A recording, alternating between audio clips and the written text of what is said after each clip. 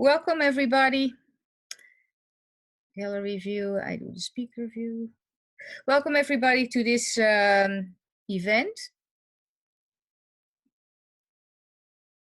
So I cannot.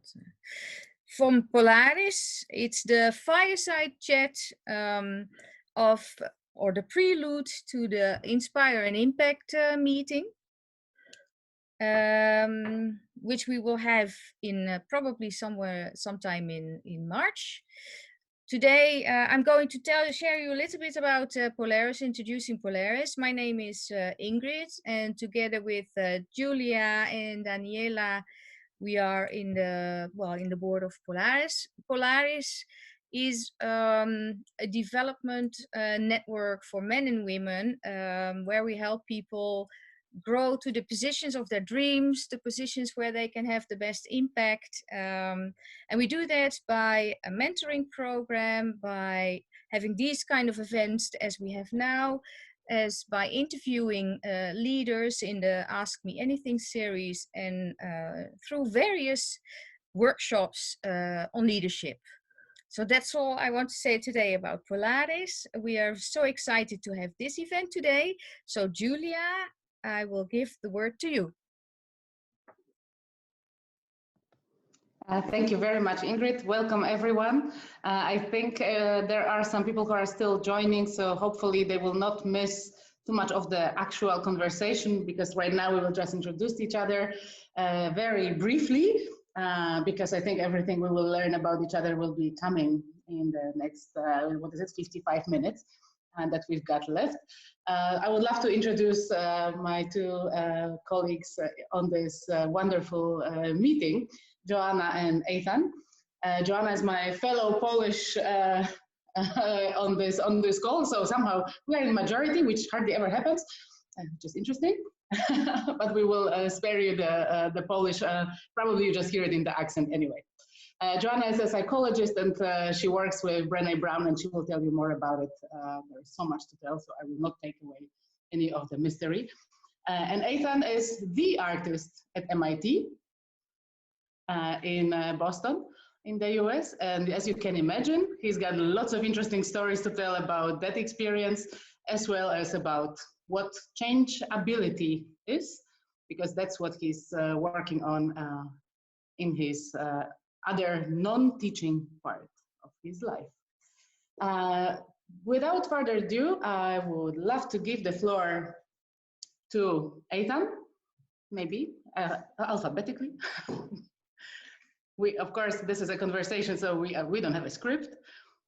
We will just be talking, and we encourage you to share with us your questions, comments, suggestions, whatever comes to mind when you listen to us. And if you would like to share, please put it in the comments, either on Facebook or on Zoom, and we will be joining the conversation.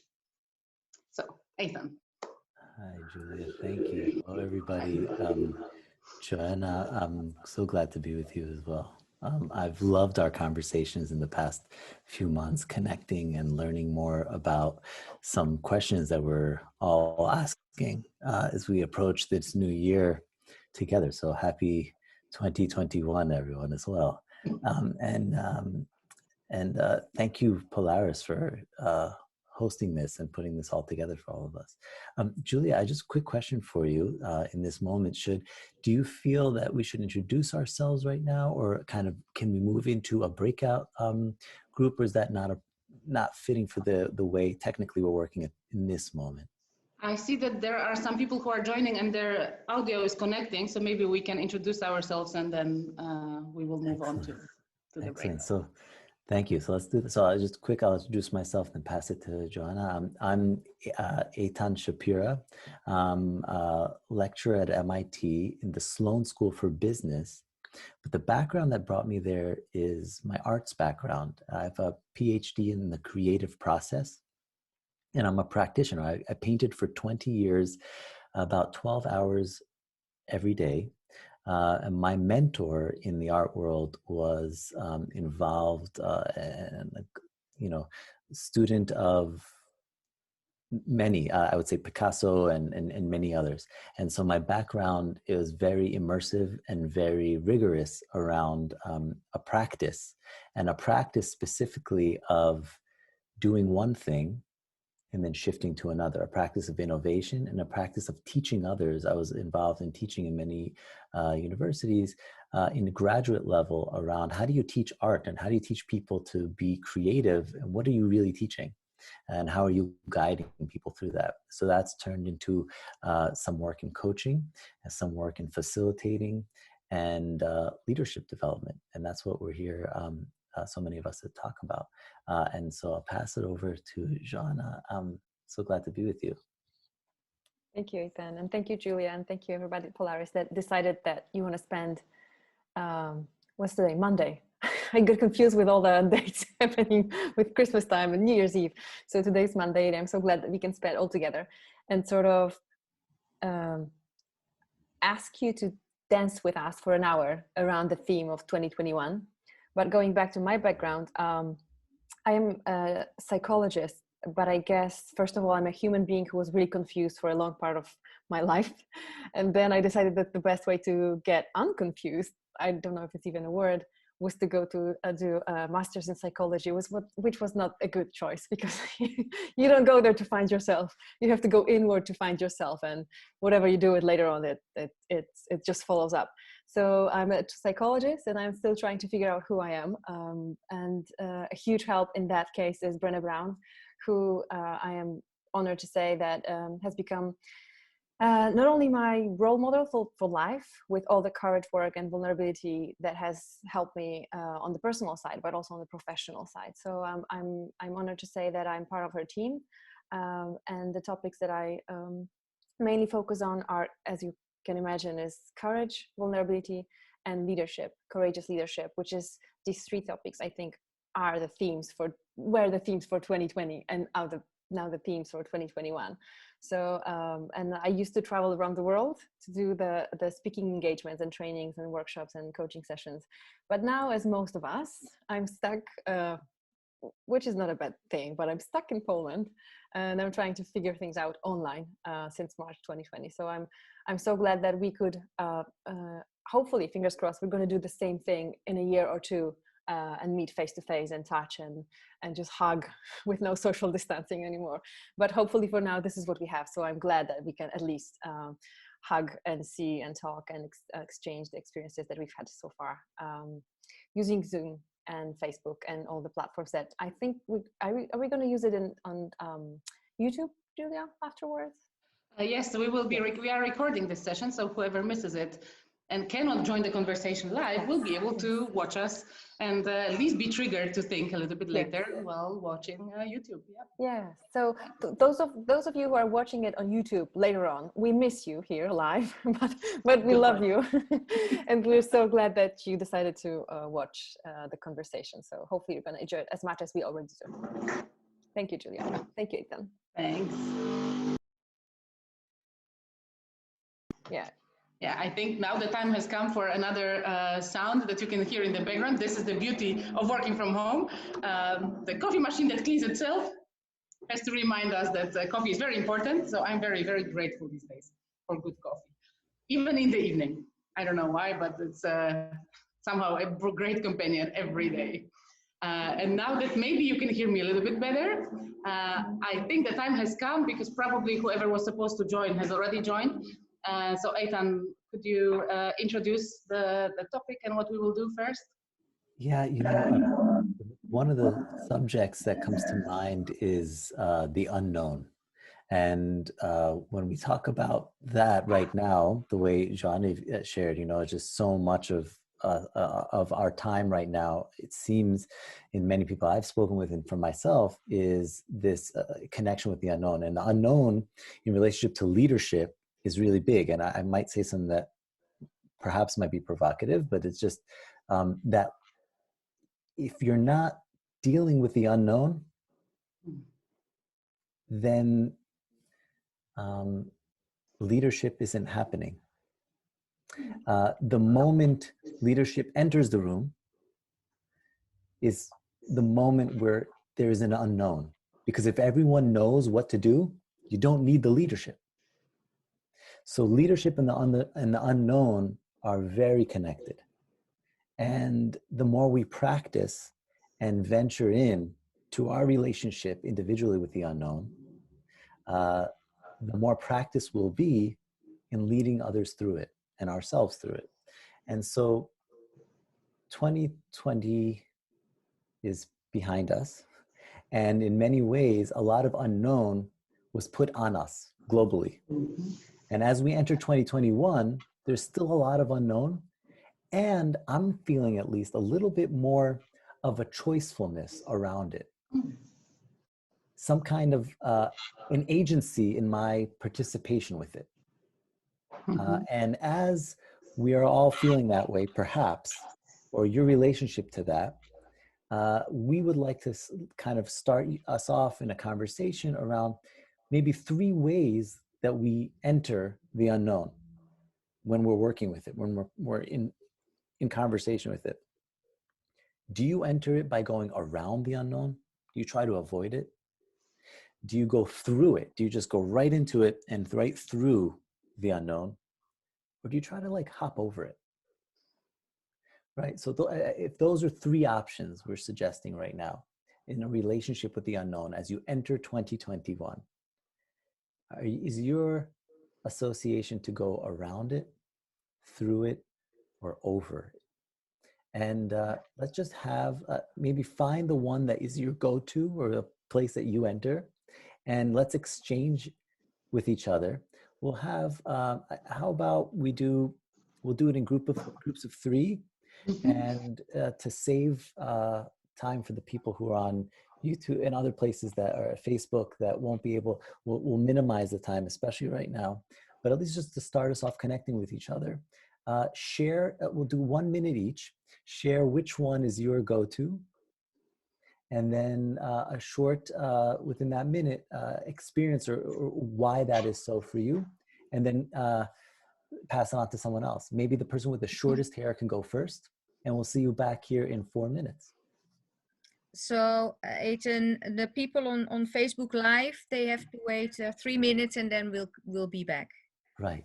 Thank you. It's just the time enough to make coffee for some of us, or tea, or any other drink for that next 45 minutes. And dealing with unknown wine would be good. I've opened up the room, so people will go into the rooms now. Thank you. Thank you. And I think we're back. Yes, you're back. Oh, and we have the youngest participant of today's session with us. Oh, hello. That's great. Maybe we should start with asking your daughter Anka how she deals with 2021.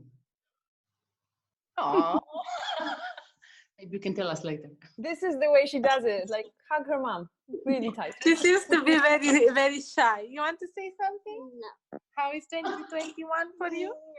No? Okay. Yes. You didn't expect this exposure, so we will prepare for the next time. All right. That's a deal.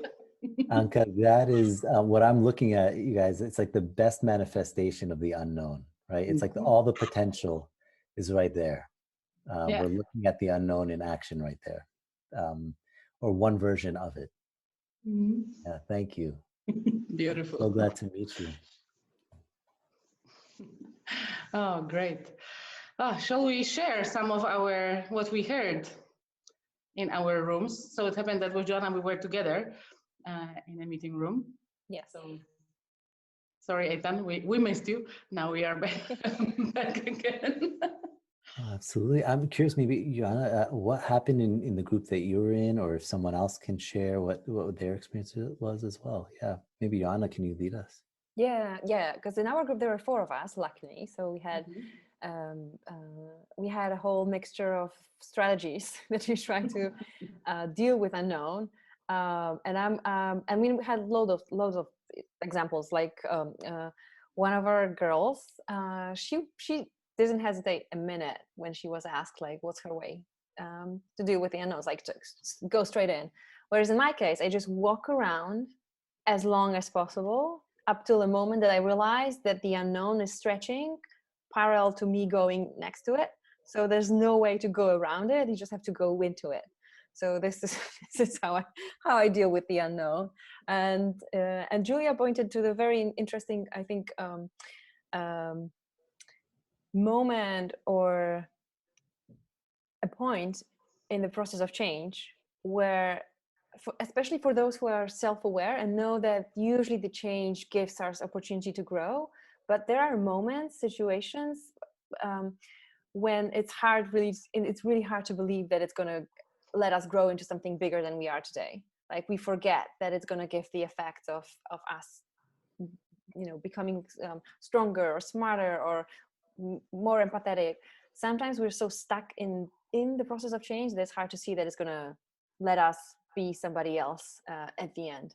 And this is really important, especially for us supporting others in change, like letting people be in that moment of despair sometimes and not seeing a way out, but then sort of gently and with empathetic approach, like holding them, like Anka was holding her daughter, and just whisper to their ears, like, it's time to move on, it's time to see how the change is going to affect your life. So let's not get stuck in the process of change. That was my insight after talking to Dick and Julia and Kasia. Wow. Something I really appreciate, even in the first comment, is that one person didn't hesitate and she said, I go right through it. It's like that she didn't hesitate and that she goes right through. Like that's her style of entering things, challenge, uncertainty, conflict, whatever that might be.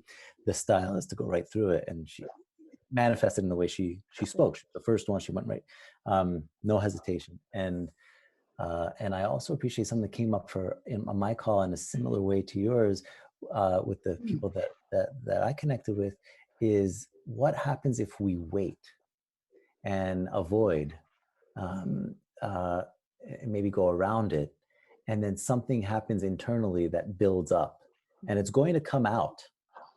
It's just how does it show up when we don't address it? And I think that was just there was a lot of richness in there, and a lot of similarity around you can wait, avoid, work around, and finally have to go through it. So there was a lot of these types of similar conversations. Really wonderful.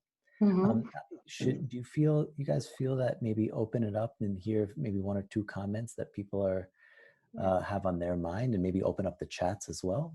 Yeah, it would be great. I think it would be also worth sharing what Dick said in our conversation, because he was the only man, maybe a different perspective. It's great that we have such a mixed group here. He actually talked about moving over, which is a completely different strategy compared to the first two that we discussed, just going through it and then trying to sneak around. And at some point, you have no choice, so you go through. And this is going over, which is doing whatever else is happening and not noticing that there is something unknown, a change is coming, and at some point landing, and then, I'm going through it. This is what I do. But then it's the through, which is after the over. So also a very different strategy. It's incredible to see that there is such a way, especially if some of us, for me, this is a very interesting strategy. I might have to apply it to some projects. So I like that approach, to only notice at the end, there was something I was going through. I didn't realize. So we actually have some comments. Amazing. Thatcher, Mac and May. I think that's maybe in Dutch. I would like to hear from Likala what he is typing into the chat.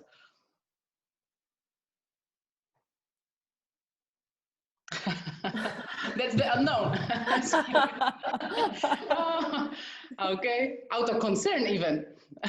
That's of course out of correction. But yeah, that's also sometimes in terms of our reactions. Yes. Yeah, we did not expect that answer. Yes.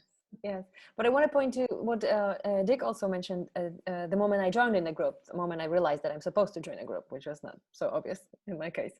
But when I joined, Dick mentioned something that is also really important to not to forget about when we're transitioning into 2021, is that sometimes the questions that come to our life seems easy, like like going in above or around or going straight into it. But the moment you start realizing and analyzing the ways you approach change, it makes you think and stop. And I think 2020 was a year of notorious questions towards how you deal with that, how you're going to deal with that, how you're going to deal with that. And hopefully 2021, at least in my case, is full of the answers from 2020. There are several new questions coming in, which is because I've noticed as a psychologist here in Poland, but also talking to clients abroad, is that we sort of had this hope that once 2020 is over, something is done. Like the new opening actually is when we look at the calendar. But I think we need, at least in my case, I think I need to remember all the lessons that I've taken and failed and passed in 2020 and apply them in 2021, because otherwise they're going to repeat themselves. So this is what inspired me to actually share with you guys, like the questions that come into our lives and seem pretty easy. Once we stop and try to answer those questions, unless they are unanswered, they keep on coming back, like this notorious neighbor that's like pumping on the floor, on the wall, on doors. True. Yeah, it's like the lessons, right? If we didn't do our homework, at some point it's going to come back, and then we will have to maybe pay attention and maybe not again, and it will keep coming back until we face it, whether we want it or not sometimes. Also, there's something that you triggered in me in terms of that there's a closing of a year, so we kind of feel like something is complete in a way. I like to think, or at least I try, that there is no real closure, and that the year is just how some people count time. And I usually look forward to the next new year. So the next one we will have is the Chinese New Year.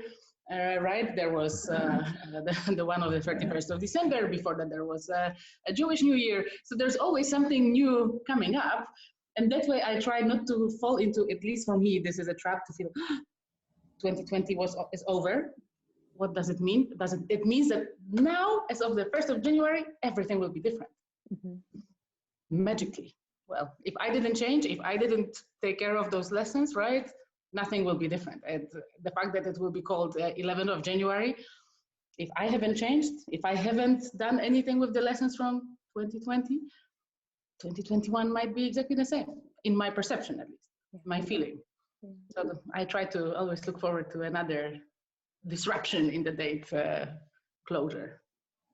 You know, Julia and Joanna, like the last two comments that you made, there's like two things that come up for me.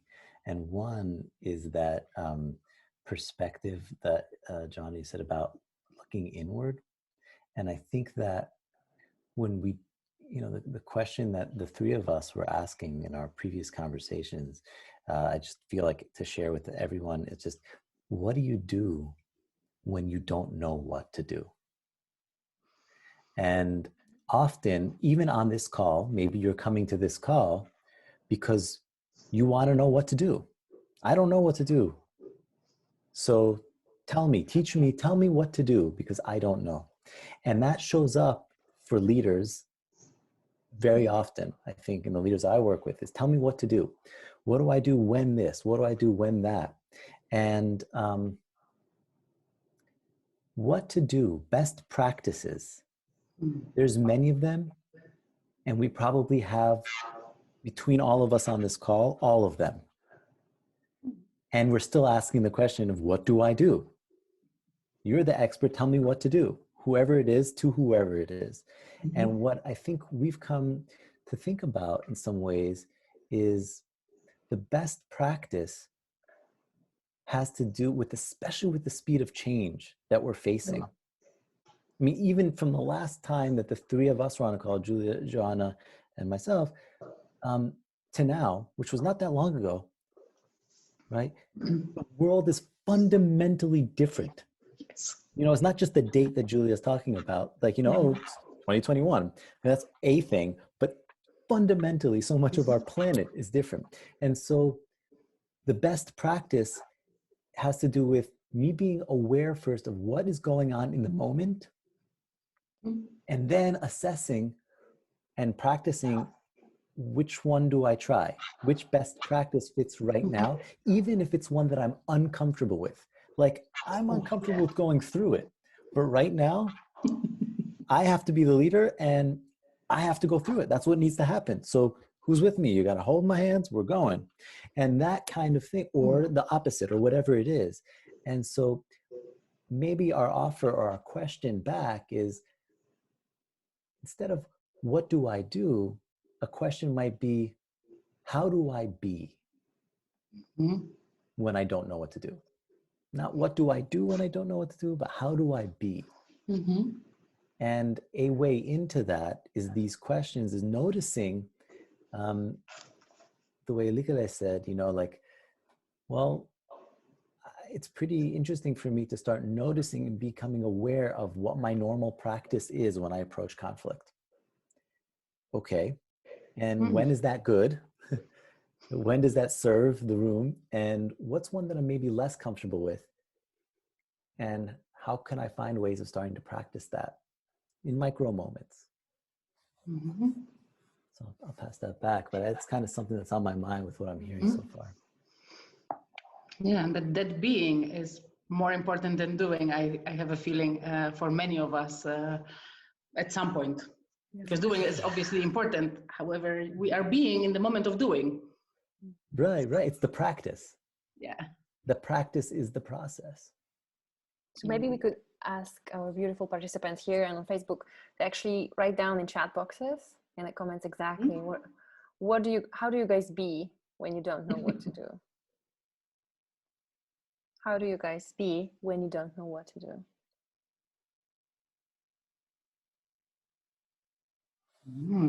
We have some questions coming in and answers. Let's see if there's anything happening on Facebook. I think Facebook is warming up. Yeah. To be or not to be? I see that question there as well. It's been here for ages. Exactly. That question was here for ages. And the date doesn't matter. And the day doesn't matter, yes. Okay, shall we maybe go through them, Joanna? Yeah. Would you like to? Yeah, go for it. Okay, so we have Ingrid wrote, these times are unprecedented and everything is new. What about previous experiences? What about dealing with the unknown if they were not so positive? I'm not sure if it's a question or if it's just a comment, but I think that we fell in love with the positive outcomes of changes, and we sort of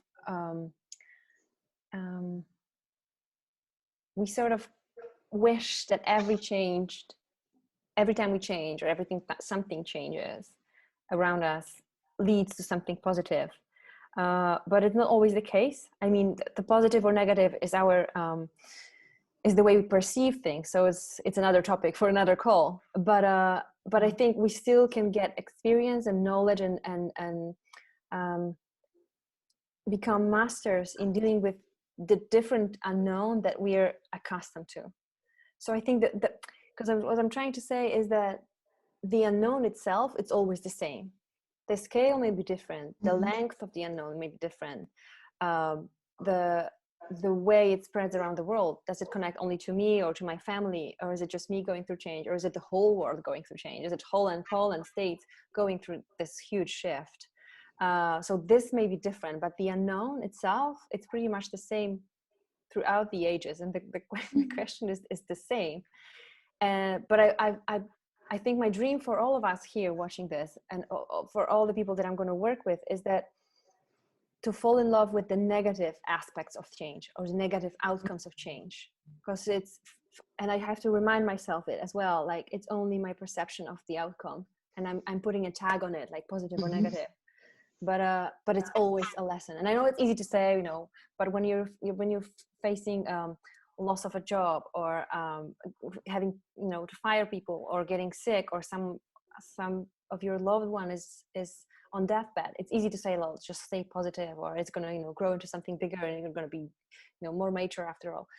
But I think the self-awareness that we gain through calls like these and through workshops and all the activities that you guys for sure do is all about appreciating whatever comes and trying to make sense, like Viktor Frankl, the huge master of finding, making sense of everything that happens to you, like trying to find what's the lesson that is going to prepare me for a different, though the same unknown that is ahead of us in 2021. I don't know if it makes sense, so I'm going to move to Aithan because he's the smart one here. No. That's very, very rich. I just feel like Ingrid, you have that's a great question, and I think the question about it is, to me, it sounds like if I had a bad experience with any one thing, why would I do it again? And I would say the same in reverse with a lot of experts, especially. I imagine on this call, we have a lot of experts. When I do something well, why would I change it? I've been doing this for 30 years and now I'm in this position and you're telling me I have to do it differently? Everything I've done until now is what got me in the room. Why would I change it? And what you're asking is the same in reverse. This has failed before. Why would I try it again? And we have to have a lot of compassion for that moment, for ourselves and for each other.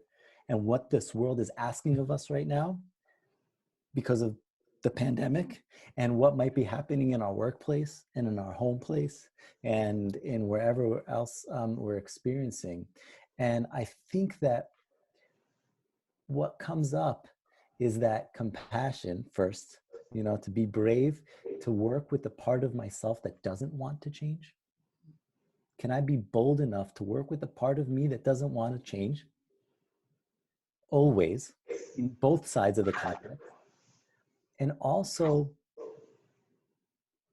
it's back to that other thing where I need to be aware of the context in the room. So one practice that we can have is when we succeed, we often put it aside. We celebrate it, we put it aside. And we go, okay, and when we fail, whatever that means, oh, that's a learning moment. Well, when we succeed, it's actually also a learning moment. And what we're learning is back to what, Joanna, what you're saying is that growth moment. It's the moment of what can I learn from this? How can I grow from this and work with something, I'm going to say a learning edge. What's something that if I could address right now and really work with myself on, be really deliberate about this, might serve me and the others around me. I was going to say the best, or I put some modifier, but I'll just pause there. What is that thing that I can work on right now that would serve me and others around me? And then when I succeed and when I succeed less or feels or experience a failure of some sort, I will say, what might I be working on? What might I take from that to better improve and work on that thing? Because that's going to benefit most myself and others. Yeah. It triggers a lot what you just said. It's really that reflection moment. It's difficult to be a part of a conversation at the same time, analyze yourself and think, what did I do last time I had such a moment? Unavoidable. And indeed, that lesson is the lesson, right? Because we put qualifiers ourselves. We say what's good, what's bad. That's what we've been taught since we were children. This is good, this is bad, this is good, this is bad, this is a good part of the fairy tale, and there's a villain who is obviously bad. If we sit in a different place and we change our perspective, we might have a different perception. Therefore, perception leads how we live. So it's all in our hands, I would say. Difficult to change, maybe, but it is in us. We decide what's good, what's bad, what's right, what's wrong, what's a success, what's a failure. Hard. Yeah, and you said in our, but I think it's also in our heads and hearts. I think we have to marry the three of those. And I think it goes back to Dick, your question, because I think it's a beautiful question, and I'm so into trying to find the answer to it in my life. Like, how do we get from being to doing? Like, how do we get from being, because it's, I think most common question is how do we get from doing to being? And I think it's a beautiful question to reverse, like how do we get from being to doing? Because it's also a tricky way to switch, and sometimes we fall into that state of, you know, feeling and being mindful and slowing down, but sometimes it's also a part of the armory that we put on to actually not face the change, not face the unknown. So it's also a vulnerable moment to actually switch from being to doing, and choosing or not choosing, or letting something go, or trying something different, or learning a new skill. Because Dick, you also mentioned during our conversation that you try out new things, you learn, you develop yourself. So it's a beautiful way of switching from being to doing by trying something new. And what's required for that is courage and vulnerability, because especially when we're adults, it's for sure my case, you know, the more adult I become, it's less easy for me to switch to a student mode. And the whole 2020 was a student mode experience. Like, I had to learn so many new skills, and within myself, but also within the way I do the trainings or do the coaching sessions. So I had to switch from being and feeling and letting all the emotions in to doing something in a different way. So thank you, Dick, for pointing that in the breakout room, but also in the chat section. I don't know if you guys want to add how to switch from being to doing, but maybe it's also a great segment for tools and tips and tricks. It's actually the switching part. Could be indeed. I think there is actually something in the chat about that. And it's coming from Ingrid, that she tries to go through in little steps and always checking with people around and then reflecting, mostly by writing in a diary. I think that's also something that has been coming up lately a lot, more than probably before the pandemic, writing and getting what's inside of our minds, hearts, and souls onto a paper, and then being able to analyze it, reflect on it, learn from it, hopefully move on, and indeed maybe move from being to doing, or put the doing into, where am I? Who am I? Who am I becoming? Who have I become over the last months, weeks, these experiences? What has it brought me? So there is a lot in the journaling, I think, as well from, I don't think it's only Ingrid, maybe that we have more people who journal and who write in their diaries. I try, I have to say, maybe this is that moment indeed. I have a small book that I have to write in every day, 5 minutes. It's called 5-Minute Journal, and I think your guest on your conversation, Joanna, was it 2 weeks ago or 3 weeks ago? She mentioned it, and I thought, oh, I'm not the only one. That's so nice, because indeed it takes 5 minutes, and you build a new. You go from being in your head, in your heart, you go to doing, and then you reverse, or you move forward, but you start being again. It's a fun tool, I have to say, something I would definitely recommend for people who enjoy writing, and maybe even to those that don't. Especially to those. Perhaps, because it's 5 minutes. It's it's less than writing an email. So, you know, we're in like this I'm going to say post-method world where there's too many methods and there's no right or wrong method, and what is right and wrong keeps changing. It's just we keep shifting, and there's a lot of uncertainty that we're living in when we do that. But I think this move between being and doing in that context, what comes up to me, there's so much literature. So one of many great books that comes to mind right now is Atomic Habits. And in Atomic Habits, there's what's coming up for being and doing for me in what Dick is asking of us is, there's one way with identity. If you made like a target, and identity was in that center point, and then the actions you took were on so I was speaking with a colleague recently who wants, he has a lot of, he does many things in the corporate and leadership world, and he's a musician, and he's struggling right now he's in his 50s, he's got a family, he's got children, just give us some context. And he says, I want that music part of me. And I think that would help me engage with others in this other way. So what are the actions? So one way to approach it is to start with, I'm going to do it in reverse, with putting those actions, the doing things, in the center. If I do all these things, if I play music once a day, if I do all this stuff, whatever those things, and I do that for 10,000 hours, now I'm referencing another book, right? They do that for 10,000 hours, and then externally, I will be a musician. Or Atomic Habits suggests maybe flipping it. And what happens if in the center, I say, I'm a musician. I wake up and I say, my intention, and not even my intention, my being, I'm a musician. And when I identify myself as a musician, well, then when I have a phone call with you, oh, sorry, I have to go play music right now. Why? Because I'm a musician. I'm not trying to become a musician. No, I'm a musician. And so in that moment, which one we put in that center point might be something we might flip with. So our actions, our identity is associated, and then the actions follow.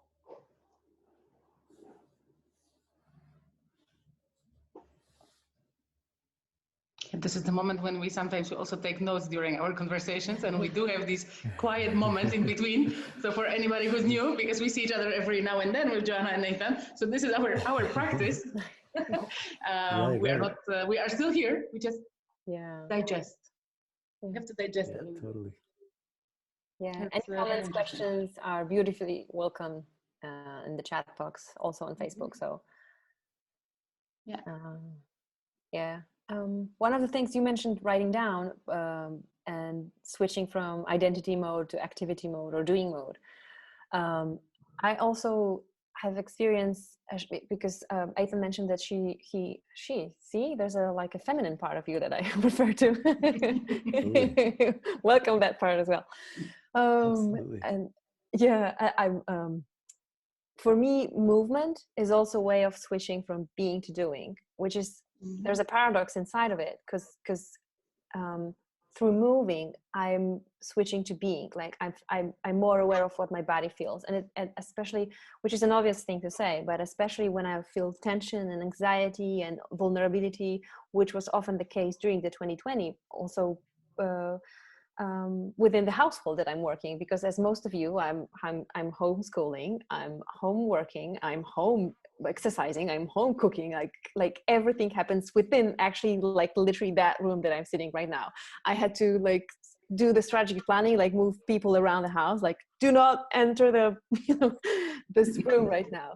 So movement is something, because I have this ability to go into thinking mode all the time, and I'm into like activities. So I decided that I'm going to use my talent for doing things, but I'm going to use it for moving my body and try to understand what is happening inside of me. So for those of you who are not interested in writing down and diaries and stuff, I still challenge you to do it. But also maybe movement is the way to actually experience 2021. Obvious choice, yoga, Pilates, but also 5 rhythms is a beautiful technique.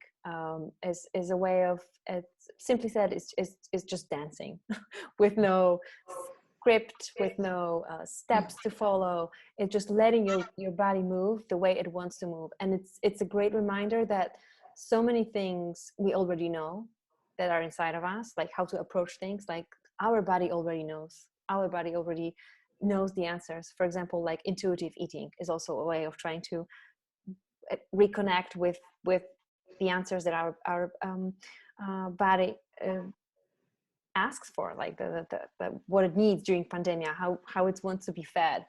So also, let's not forget about bodies that are here to help support us, because it's not just a structure that holds the head and helps us move around. It's actually a set of beautiful parts that are here to help and support. So maybe being through movement is something that will get you through 2021. And of course, it's a beautiful, healthy habit. So, and there's so many options right now with YouTube and Zoom classes. Like we're equipped. The only thing we have to do is just switch on and maybe turn the music on or turn the video on. So writing, movement, doing what Aithan mentioned, trying to find through our minds, like trying to read books that actually ask us to maybe look in it through a different lens than we've been experiencing already. Yeah, but we do encourage you and ourselves as well, because it's not like we do not have to do these things like you guys have to do. We already done it. Like we're set. Like we're fine. You guys do it. No, I have to keep on doing them every single day. Yeah, exactly. It's also practicing what we preach, right? It's otherwise, I don't think we should be even saying anything. Perhaps we could see what other suggestions there are, because I see there's something coming on Zoom from Daniela. For me, getting into the change motion was stimulated by learning something totally new. In my case, a new sport. And I know that Daniela is now playing tennis. So she's no longer saying, like Aithan suggested, I am learning to play tennis. I play tennis. I am a tennis player. That's the new mantra. I am a tennis player. I'm a great tennis player. Therefore, everything I do is surrounding that thought. So the new sport, that's also linked to that movement. Great suggestion. New things, indeed. Putting yourself on purpose into the unknown. That's brave. Something else that comes to mind with that is, so I love that Daniela, you say it was triggered or it was stimulated by trying something new. And a lot of the way we develop or grow from what we know about adult development is somebody like Robert Keegan might say that when we learn as adults, it's as we learn new things, the real learning happens is when it changes what we already do know. So it's not that I'm also a tennis player and also a this and also a that. And it's while it's might be stimulated by that, it's how, I'm curious to ask Daniela, how have other things in your life developed because or through or with your learning of tennis? As you're developing as a tennis player, how are you learning new ways of responding or moving to things, right? The ball's coming. I have to anticipate the ball coming. I'm going to jolt to one side, or I'm going to learn to stretch and react. So something about your way. And so that might be where the skills start to cross or start to transfer from how I learned something in one domain might start to totally, and I'm opening us up, inviting this way of saying, well, how does this influence the way I shift and learn and do and be in other domains? So the way I am when I'm, Joanna, I think it's just so brilliant, like I'm home schooling, home cooking, and so it's so available to us in many ways now, if we open ourselves to it, to say the way I parent and the way I lead in a business context, what might I learn from one and apply it to the other rather than differentiate them? We spend so much of our energies, I think, trying to be like multiple personalities or live two lives, my work life and my home life, and my this life and my other life, my sports life. And while it's very healthy in some ways to separate, the skills transfer might really benefit our growth if I invite that part of the way I parent to inform the way I lead in other contexts, and in reverse, and say, give ourselves permission to be those other ways in other contexts.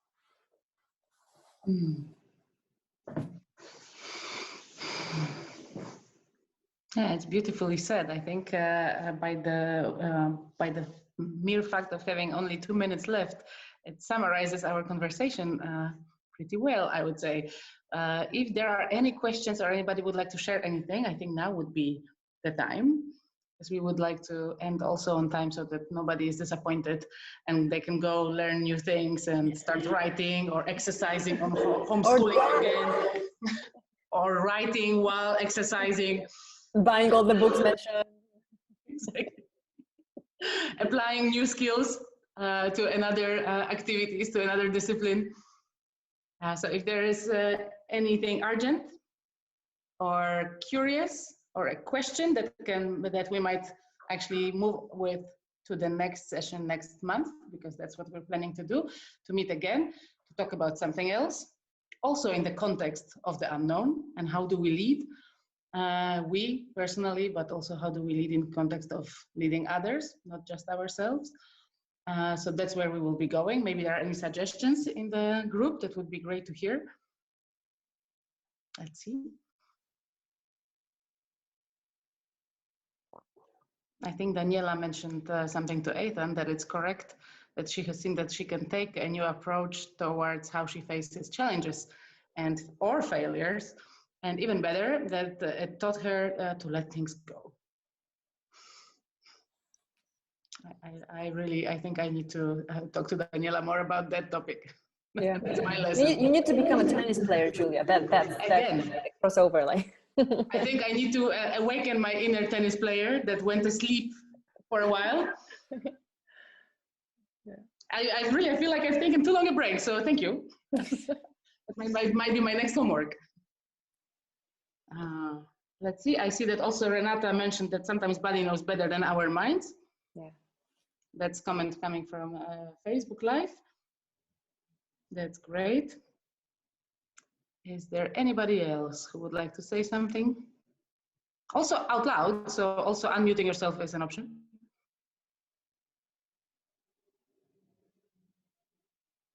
Yes, it requires a little bit of courage. Yes, no, maybe? Thank you very much. Aha! Thank you for joining and for being brave and speaking up. Thank you, Nicola. Thank you. Is Aithan going to be here in the next month session? I think so. Yeah, I think that, yeah, that's the plan. Yeah, all three of us, yeah.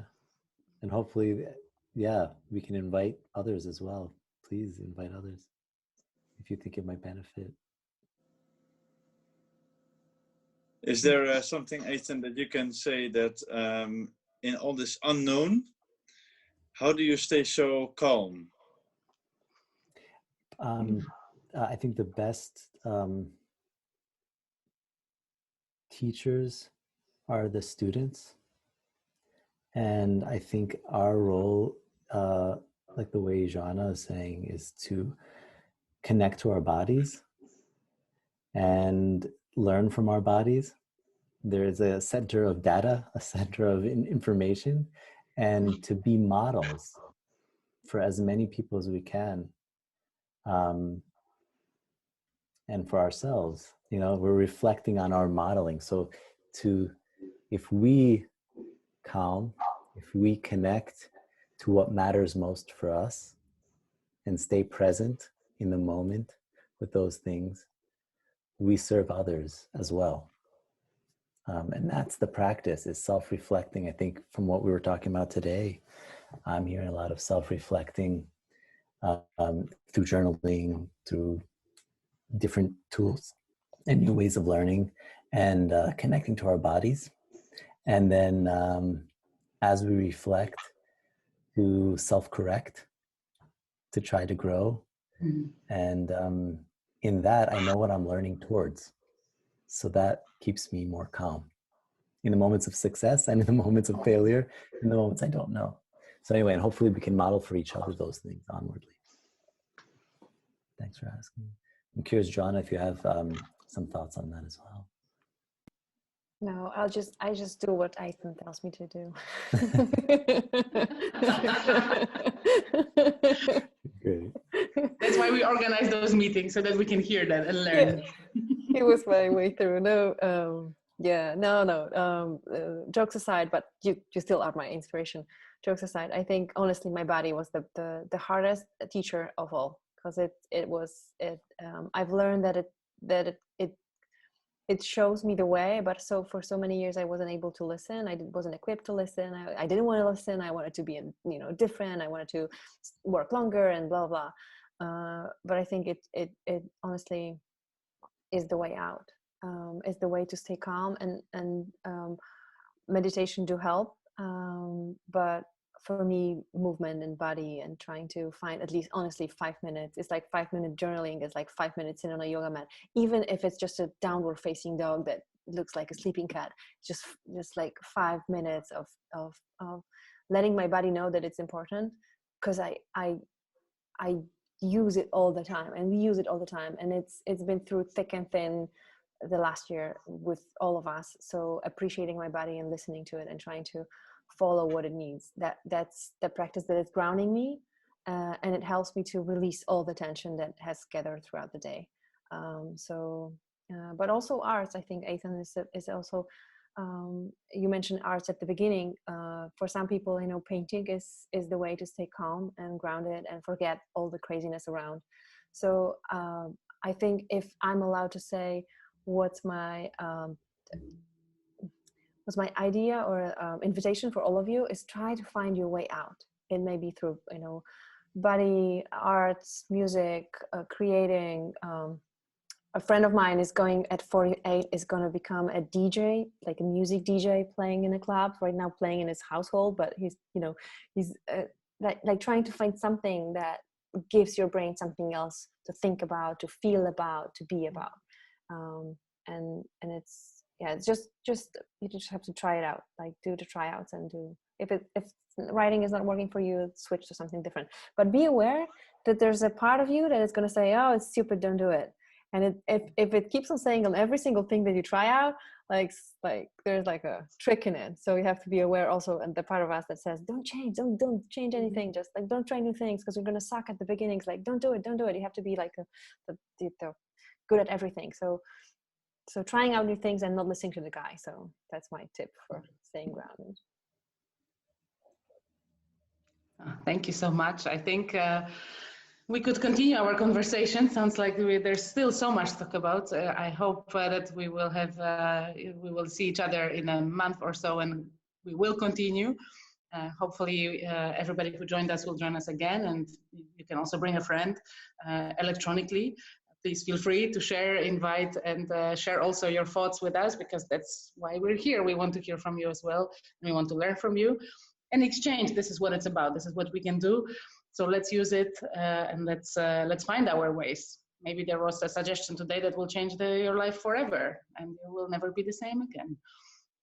In terms of how do you lead in the unknown, with really heart full of gratefulness and thankfulness for this wonderful time that we had together.